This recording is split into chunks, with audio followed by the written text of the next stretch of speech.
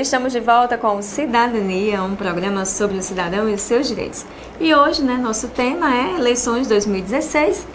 E para tratar conosco, trouxemos aqui o nosso convidado e colaborador, Francisco Márcio de Oliveira, ele que tem um currículo muito extenso, é bacharel em Direito e Matemática, especialista em Direito Eleitoral, mestre em Ciências da Computação e servidor do TRE-RN. Márcio, voltando aqui ao nosso debate, eu gostaria que você nos falasse sobre os recursos de campanha. O que são esses recursos e recursos financeiros de campanha? Pode, China, é até uma discussão muito interessante nas eleições nos últimos anos, Até 2006, quando nós falávamos em prestação de contas de campanha, praticamente era um tema relegado dentro do pleito eleitoral. Mas de 2006 para cá, houve muitas mudanças, que têm deixado a questão de finanças de campanha no centro de toda a campanha eleitoral. De 2012, que foi a última eleição municipal para cá, muitas mudanças ocorreram. A principal delas é que o Supremo decidiu que é inconstitucional a doação, qualquer tipo de financiamento por parte de pessoas jurídicas. Significa que as empresas não podem mais doar em hipótese nenhuma para campanhas eleitorais. Isso traz um impacto grande, porque a pessoa física só pode doar até 10% do seu rendimento do ano 2015. Então, os candidatos eles têm que correr atrás de pessoas que possam fazer essa doação para a campanha eleitoral. Um outro aspecto que foi decidido em 2015, com a mini reforma eleitoral que teve, foi a fixação de um limite de gastos, que não havia até então. Então passou-se a fixar como limite de gasto o valor que foi declarado em 2012, e isso também tem trazido um impacto grande, porque nós temos municípios aqui ao redor, por exemplo, que um candidato a prefeito só pode gastar declarado R$108 mil, um candidato a vereador só 10.800.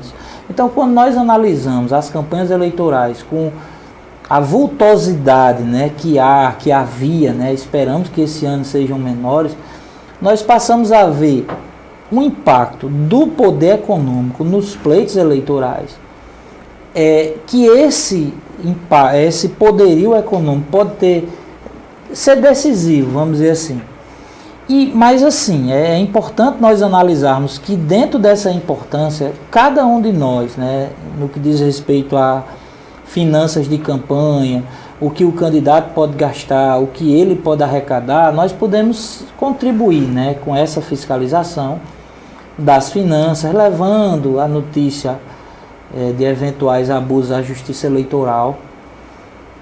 Se alguém, por exemplo, tem notícia de que alguém adquiriu algo e não emitiu nota fiscal, recebeu um recurso por fora, vamos dizer assim, o chamado Caixa 2, então as finanças, só para sintetizar e passar adiante, é tudo que diz respeito a gasto de campanha, arrecadação e gasto de campanha. É importante lembrar, Márcio, que toda doação ela deve ser identificada, com o CPF do doador. Não é até permitido falar CNPJ, não pode mais CNPJ. Mas todo mundo que doa a campanha eleitoral tem que apor o seu CPF, inclusive essa doação tem que ser feita pela conta bancária do candidato. Não há doação em espécie, fisicamente. Você tem que ir lá na conta do candidato, fazer um depósito ou uma transferência bancária, a depender do valor dessa doação aí que você faz. Para justamente evitar a prática do Caixa 2. Fica tudo registrado no extrato bancário, para quando for haver a prestação de contas, está lá registrado. Exatamente. E essa questão do que Márcio citou, do limite de gastos, é importante até para dar um tratamento mais isonômico aos candidatos, porque muitas vezes, quando as empresas podiam fazer suas doações aos candidatos, quando as grandes empresas faziam essas doações a um determinado candidato, ele possuía então mais meios de publicidade e propaganda para chegar até o eleitor. Então, esse limite proporciona um tratamento mais igualitário a todos os candidatos. E equilibra, o pleito, Pois é. Márcio, você citou que a pessoa física pode doar até 10% do seu rendimento do ano anterior, para o candidato. Pessoa jurídica não pode mais fazer doação, em quantia alguma. mas que outros recursos podem ser destinados aos candidatos durante as campanhas eleitorais? Olha, Joyce, eu imagino assim, o principal fonte de recursos para as campanhas são recursos do próprio candidato. Ainda tem aquela ideia de que o candidato, principalmente o candidato a prefeito, é o financiador geral da campanha. Até dizer se existe esse termo, né? Então, é possível que o candidato utilize de recursos próprios, recursos que ele mesmo tenha, inclusive colocado no registro, no pedido de registro de candidatura dele, ele joga uma declaração de bens. E lá ele deve dizer o que tem de bens, e esses bens podem ser usados, utilizados na campanha. Os recursos de pessoas físicas, que são identificados por meio do CPF, seja pela doação, pela transferência bancária ou pela doação, quando ele faz ali no caixa, tem que ficar identificado o CPF, e recursos do fundo partidário, que aí são recursos públicos, né, repassados pela União aos partidos políticos. É uma fonte importante de financiamento para essa campanha. É importante observar, Sheina, que no ano passado foram repassados mais de 850 milhões de reais aos partidos políticos por meio do fundo partidário. Partidos como PT, PMDB, PSDB receberam individualmente mais de 100 milhões cada um. Esse ano a previsão orçamentária é de 650 milhões de reais a serem repassados. Então os partidos políticos, eles receberam uma boa parcela de recursos da União. Eu, inclusive, particularmente espero, acredito que esse recurso venha a chegar nas eleições municipais, porque cada partido distribui da forma que bem entender, né, de acordo com sua previsão estatutária. Mas, em síntese, são esses os recursos. Recursos do próprio candidato, recursos de pessoas físicas e recursos do partido político que recebe por meio do fundo partidário. E com relação, assim, a gente já falou, Márcio, da vedação, né, das empresas, das pessoas jurídicas de fazerem doações aos candidatos. Mas quais são as outras... Quem realmente pode? Os partidos políticos estão, na verdade, proibidos. Deixa eu reformular minha pergunta aqui, Márcio. De quem os candidatos e partidos políticos estão proibidos de receber doações para as campanhas eleitorais? Pronto, e nisso aí na legislação é conhecido como fonte vedada, né? São as fontes vedadas de recursos. Primeiramente, pessoa jurídica. Pessoa jurídica só pode doar para a campanha eleitoral, que são os partidos políticos. A única pessoa jurídica que pode aparecer lá. Não, a pessoa física também, ela não pode em algumas situações. Uma delas, recursos que venham do exterior. É até difícil você identificar, por exemplo, uma doação que eu faça se veio ou não do exterior. Mas é importante que fique. Há recurso, há a possibilidade dele ter vindo do exterior, ser repassado para alguma instituição estrangeira, ao partido ou ao candidato, por meio de uma pessoa física, é ilegal. Terceiro, pessoas físicas que exerçam algum tipo de atividade decorrente de permissão ou concessão de serviço público. Um exemplo, o taxista. O taxista exerce uma atividade, né, que é uma permissão de exercício de uma atividade. O mototaxista, por incrível que pareça, são pessoas que nem têm condições de, eu imagino, de influenciar no resultado de um pleito, mas por disposição legal tem aí esse impedimento, né, de doar. Com relação especificamente aos partidos políticos, Sheina, os agentes públicos são proibidos de doar ao partido político, mas podem fazer a doação diretamente ao candidato. Importante, limitado a 10% do que a pessoa recebeu, declarou no ano de 2015, se esse recurso for de natureza financeira, ou até 80 mil reais se ele fizer essa doação na forma de bens. Ao invés dele doar o dinheiro para usar na campanha, ele cede bens para ser usado durante o pleito. E isso é um limite mais largo, porque na verdade ele não está gastando, ele está cedendo bens de sua propriedade. Vai até o limite de 80 mil reais. Márcio, nós estamos tratando aqui sobre a prestação de contas, né, dos candidatos, dos partidos.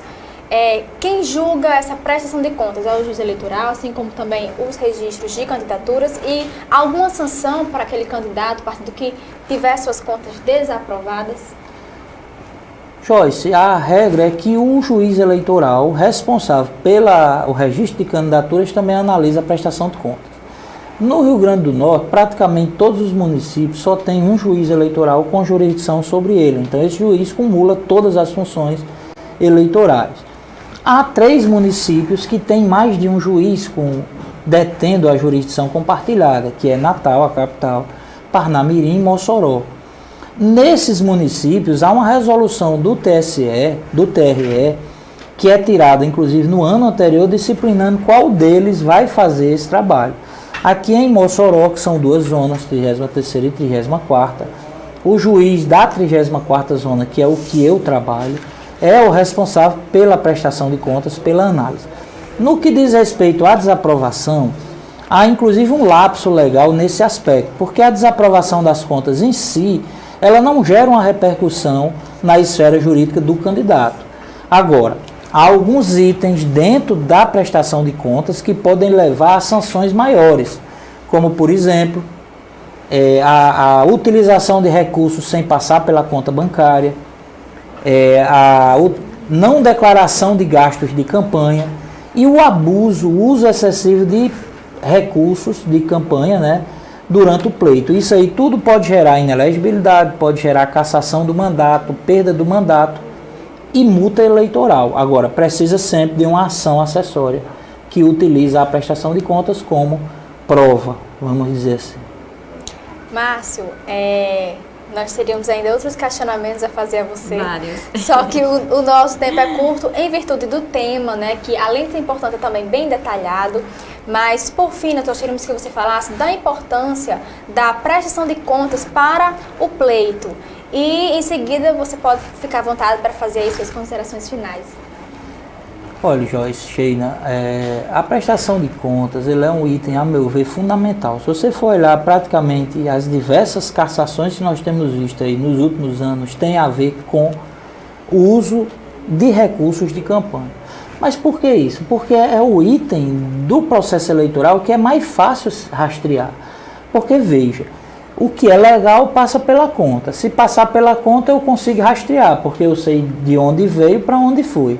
Se não passar pela conta e for usado na campanha, é ilegal. Então, qualquer coisa que apareça durante a campanha não está declarado, é considerado gasto não contabilizado, caixa 2, e pode gerar essa ilicitude, abuso de poder econômico. Então, a prestação de conta é o item todo do processo mais fácil. Não é fácil, mas é o menos difícil de ser fiscalizado. Até, Márcio, pela questão assim de colocação da campanha nas ruas, né? A quantidade de gente trabalhando, a quantidade de carros de som, a quantidade de de panfletagem, dá para ter uma noção do quanto que foi gasto em relação à prestação de contas. Por isso que eu acredito que por meio de fotos fica mais fácil de controlar esses gastos, né? E o que nós vemos, Sheila, uma questão interessante, hoje está todo mundo autofiscalizando-se, ou seja, eu fiscalizo meu adversário me fiscaliza, nós dois fiscalizamos o terceiro, o Ministério Público fiscaliza todo mundo, a Justiça Eleitoral observa tudo, e aí cria-se esse ambiente de autocontrole no que diz respeito aos gastos de campanha. Por exemplo, você vê lá um comício vultoso, com vários paredões, né, com um trio elétrico, aí você vai ver a prestação do cara, não tem aquela estrutura declarada. Isso. Gasto não contabilizado. Estrutura de som, estrutura de palco, fogos. Fotografe e leva a Justiça Eleitoral como prova para que nós utilizamos isso lá no final. Agradeço, né, Joyce já me expulsou aqui. Agradeço demais por ter vindo. Sempre estou à disposição, né? Até daqui a pouco, Joyce, eu estou voltando ali para ficar ali, né, passar o período eleitoral. Eu venho aqui para contribuir com vocês de novo, né, no que me for possível. E fico ao dispor, sempre que precisar, estarei aqui para dar minha contribuição no debate de eleições. Obrigada, Márcio. Cidadania vai para um rápido intervalo. No próximo bloco, a gente volta com o Conselhos Moçoroenses com Fábio Hunter. Cidadania, um programa sobre o cidadão e os seus direitos.